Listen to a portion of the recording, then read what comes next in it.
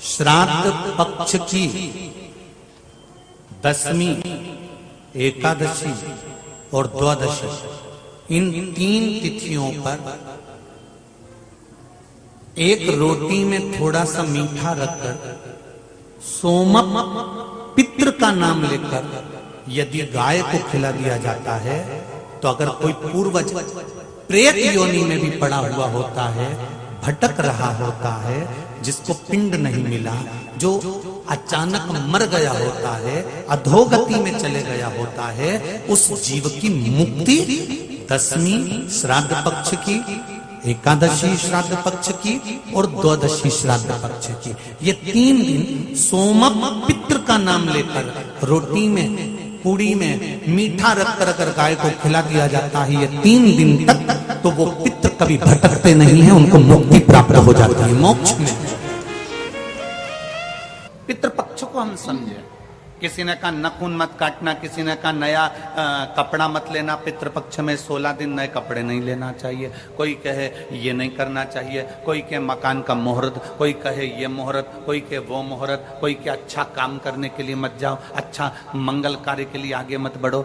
शिव महापुराण की कथा कहती है कि पितृ बुरे नहीं होते हैं,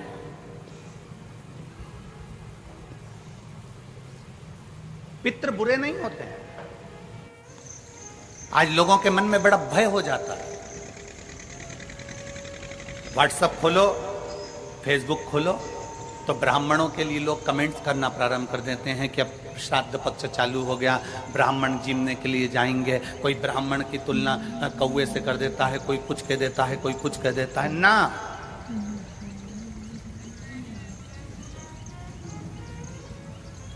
गायत्री करने वाला ब्राह्मण, वेद पाठ करने वाला ब्राह्मण, संध्या करने वाला ब्राह्मण की तुलना किसी साधारण से नहीं होती, उसकी तुलना तो स्वयं नारायण और ब्रह्मा से होती है, स्वयं नारायण और ब्रह्मा से होती है।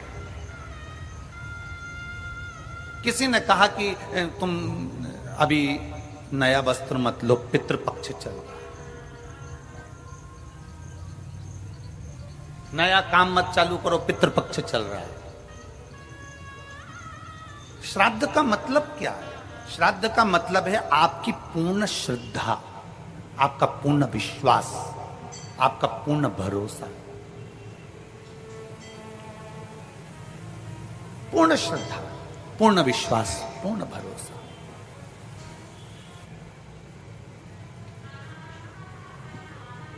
पितृपक्ष श्राद्ध का समय गलत समय नहीं है। कोई काम आपको शुरू करना है तो पितृपक्ष में शुरू कर सकते। बस पितृपक्ष में एक काम चालू करो। पितृपक्ष में बन सके गौ माता को रोटी दो, पितृपक्ष में बन सके गौ माता को जल दो, पितृपक्ष में बन सके तो भूखे को भोजन कराओ, प्यासे को पानी पिलाओ।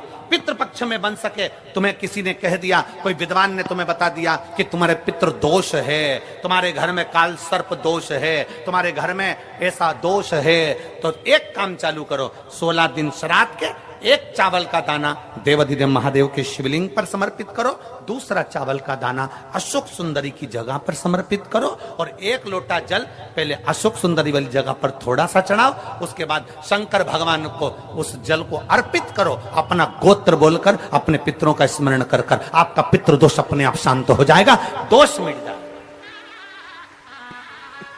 आपका पितृदोष शांत, आपका दोष समाप्त।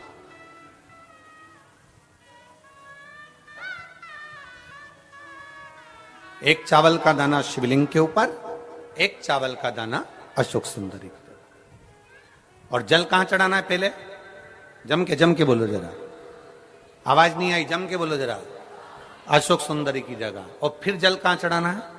शिवलिंग के ऊपर, शंकर बाबा को क्या बोलकर? अपना गोत्र। जिसको गोत्र नहीं मालूम उसको एक चीज मालूम होना चाहिए, शंकर का नाम। श्री शिवाय नमस्तुभ्यम, ओम नमः शिवाय, नमः शिवाय, गौरी शंकर।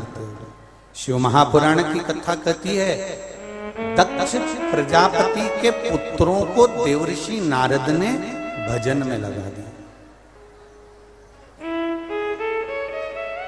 एक बेटी हुई जिसका नाम था स्वधा। क्या नाम है उसका? जम के बोलिए जरा, स्वधा।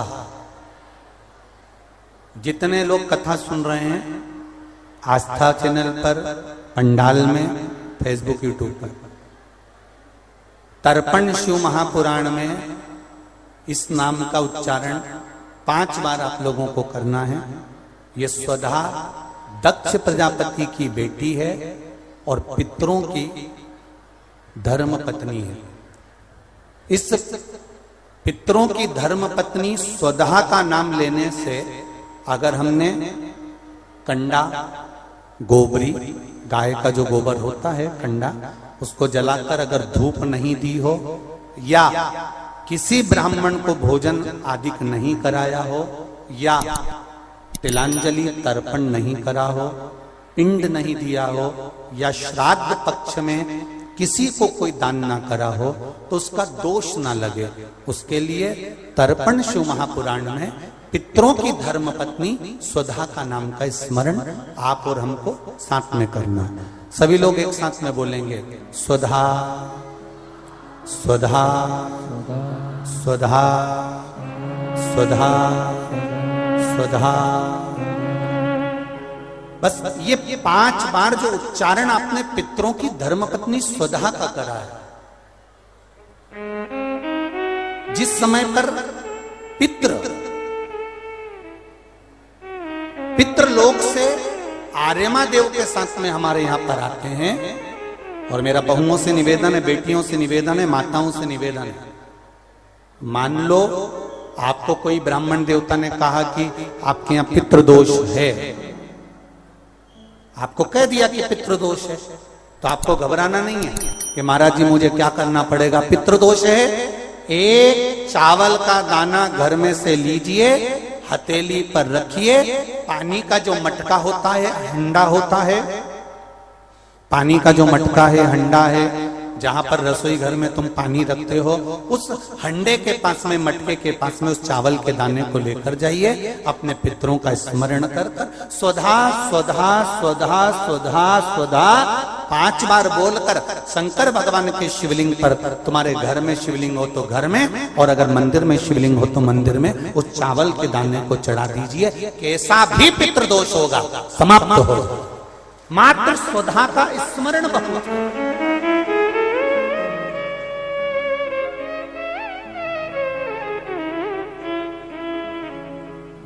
हम तो उनसे भी कहेंगे जिनका बार बार एक्सीडेंट होता हो,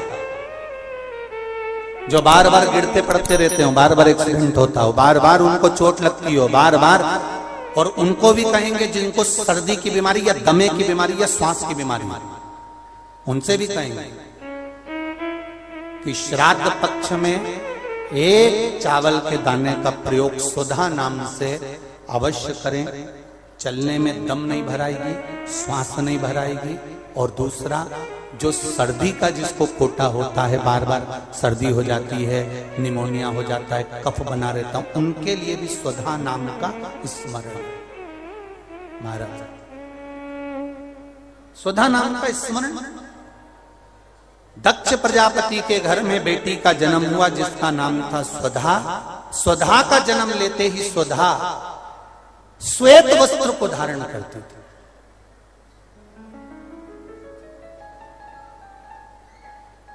कोई वस्त्र अगर स्वधा पहन रही है तो श्वेत वस्त्र धारण कर रही है। एक दिन माता प्रसूति ने स्वधा को बुलाया। स्वधा आप इधर आओ। स्वधा आई। हाँ मां बेटी, जब घर में इतने सारे आभूषण हैं,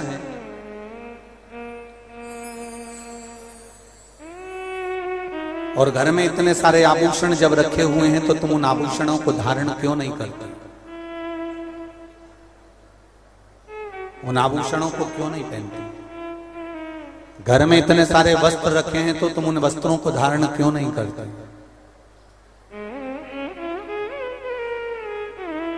स्वधा कहती हैं मां।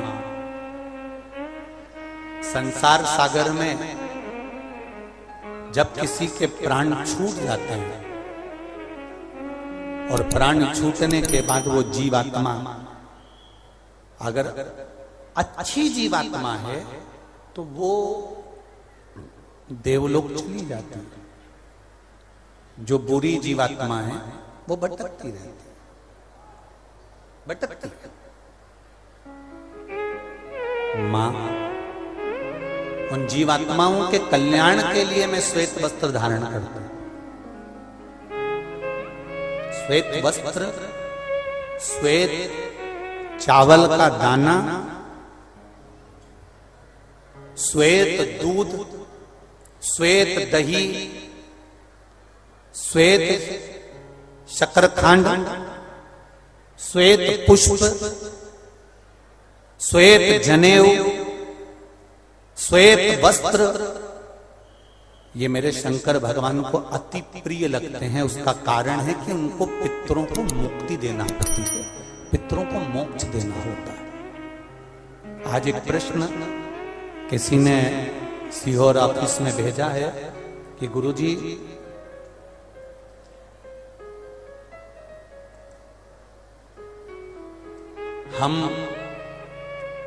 हमको श्राद्ध पक्ष में हम जो ब्राह्मण को भोजन कराते हैं या हम किसी को भोजन कराते हैं तो वो हमारी जीवात्मा को क्या वो मिलता है?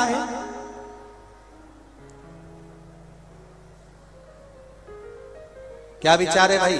अशोकनगर वालों बोलो जरा जल्दी से। प्रश्न भेजा है किसी ने। हम अगर किसी ब्राह्मण को भोजन करा रहे हैं, हम किसी को भोजन दे रहे हैं तो वो हमारी जीवात्मा को मिलता है। 3 प्रश्न हैं और तीनों प्रश्न का उत्तर जरा देखिएगा, बड़ा ध्यान रखना। और जिसने प्रश्न करा है उत्तर प्रदेश से वो ध्यान से सुनना भाई। हमने ब्राह्मण को भोजन कराया, हमने संत को भोजन कराया, हमने गुरु जी को भोजन कराया तो वो मिलेगा। पहले तो ये अंदाजा करिए कि आप भोजन दादा ससुर के नाम से करा रहे हो तो दादा ससुर का नाम लेना पड़ेगा। बोलो सही है कि गलत है? गोत्र बोलना पड़ेगा। उसका कारण क्या होता है कि हमने पत्र लिखा और ये पत्र लिखकर हमने इसको मोड़कर हमने वो डाकघर के डब्बे में डाल दिया। हमने नाम लिखा, पता लिखा, पिन नंबर लिखा, एड्रेस पूरा लिखा, मोबाइल नंबर पूरा लिखा और हमने डब्बे में डाल दिया। अब पूरे अशोक नगर में चौराहे चौराहे पर ढेर सारे डाकघर के डब्बे लगे। इन सब डब्बों में से चिट्ठी इकट्ठी होती है, एक जगह पर आती है, बड़े डाकघर में पहुंचती है, बड़े डाकघर में से छटकर फिर एड्रेस पढ़ा जाता है। एड्रेस में तुम्हारा नाम पढ़ने का बाद में पहले ये पढ़ेंगे कि पिन नंबर क्या है, फिर पढ़ेंगे कि शहर का नाम क्या है। उसमें लिखा होगा गुना और गुना का पिन नंबर डाला होगा तो चिट्ठी को छाट छाट कर अलग रखते जाएंगे। अब गुना में ये चिट्ठी बड़े डाकघर में जाएगी, बड़े डाकघर में चिट्ठी पहुंची गुना के। अब वहां पर बैठकर छाटा गया कि बजरंग कॉलोनी के पास कौन रहता है, तो एलआईजी के पास कौन रहता है, तो चारभुजा नाथ जी के पास कौन रहता है, तो राजेश्वर मंदिर के पास कौन सा रहता है, कौन से वार्ड में रहता है, उसको छाट कर अलग रखा जाएगा। फिर वहां के डाकघर वाले व्यक्ति को, उस डाकिया को वो दिया जाएगा और उससे कहा जाएगा कि ये चिट्ठी पहुंचा दो। अब जरा प्रोसेस देखिए, डाली थी अशोकनगर में, इतने सारे डब्बों में इकट्ठी होकर एक डब्बे की चिट्ठी एक जगह पर इकट्ठी हुई बड़ी डाकघर में। वहां से इकट्ठी होकर फिर दूसरे डाकघर में गई, वहां से फिर धीरे धीरे डिवाइड होती चली गई। उसी तरह तुम्हारी लिखी हुई डाकघर की चिट्ठी जब वहां तक मुंबई पूना तक जा रही है और सही जगह नाम और एड्रेस है तो सही जगह पहुंच रही है। उसी तरह अगर श्राद्ध पक्ष में तुमने ब्राह्मण को भोजन कराया है, नाम और गोत्र लेकर कराया है तो वो उस तक पहुंचता ही है, ये निश्चित है, उस तक पहुंचे। फिर दूसरा प्रश्न किया उसने, गुरुजी से पूछ के बताना कि गुरुजी तो कथा में कहते हैं कि मनुष्य की योनि छूटने के बाद फिर कौन सी योनि मिलती है किसको मालूम, ये गुरुजी ने कथा में कहा। तो हम भी नहीं कह रहे झूठ कि हमने कथा में नहीं किया, हमने कहा। तो उसने प्रश्न करा, अगर वो दूसरी योनि में होगा तो तुमने जो भोजन दिया, हो सकता है वो सांप बन गया, चींटी बन गया, झिंगूर बन गया, शेर बन गया, तो वो खीर पूड़ी खाएगा क्या? और पंडित जी को तो खीर पूड़ी खिलाने का बोलते हैं। फिर जब वो दूसरी योनि में पहुंच गया तो उसको खीर पूड़ी कैसे मिली? पंडित जी से, गुरु जी से पूछ के बताओ। तो हमारा निवेदन है, जब हम यहां से रुपया अमेरिका भेजते हैं तो वहां हमारा इंडियन पैसा नहीं होता, वहां डॉलर में चेंज हो जाता है। उसी तरह खीर पूड़ी भी डॉलर में चेंज हो जाती है, जैसा वो खाएगा वैसा उसे मिल जाएगा।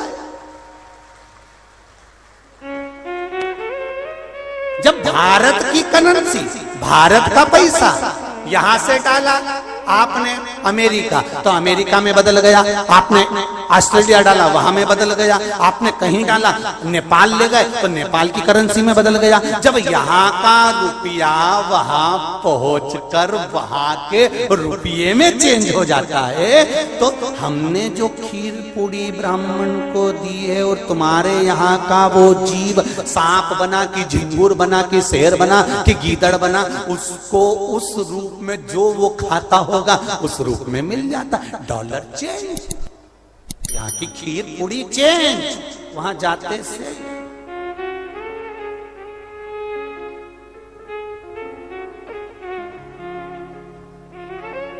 फिर तीसरा प्रश्न लिखा, अगर हमारे घर के पूर्वज शिव महापुराण की कथा सुन सुन के तर गए तो फिर हम श्राद्ध काय को करें? उनको तो मिलेगा ही नहीं, वो तो वैकुंठ पहुंच गए, फिर उनको श्राद्ध में भोजन कराने से मतलब क्या?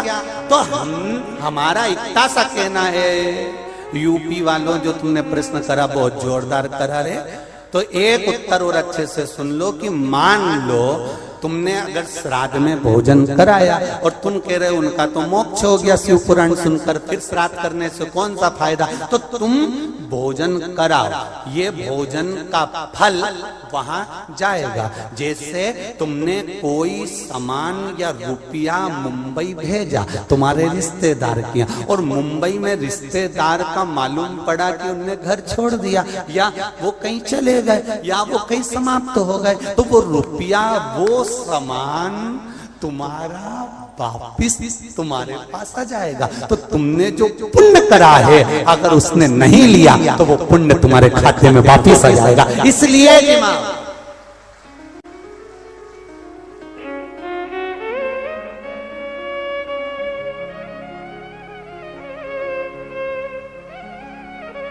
पुण्य करो, सत्कर्म करो। और कथा का स्मरण, बड़े बड़े किस्मत वाले हैं अशोकनगर वालों, बहुत बहुत किस्मत वाले हो, घर जाके नजर उतरवा लेना राई नोन से। इतनी जोरदार किस्मत पायो कि तर्पण शिव महापुराण की कथा, और कोई साधारण जगह पर नहीं, राजराजेश्वर की भूमि पर श्रवण कर रहे हो, कोई साधारण जगह नहीं। बाबा देव अधिदेव महादेव राजेश्वर भगवान की भूमि पर श्रवण कर रहे हो, किस्मत वाले हो, तर्पण शिव महापुराण की कथा सुन रहे हो।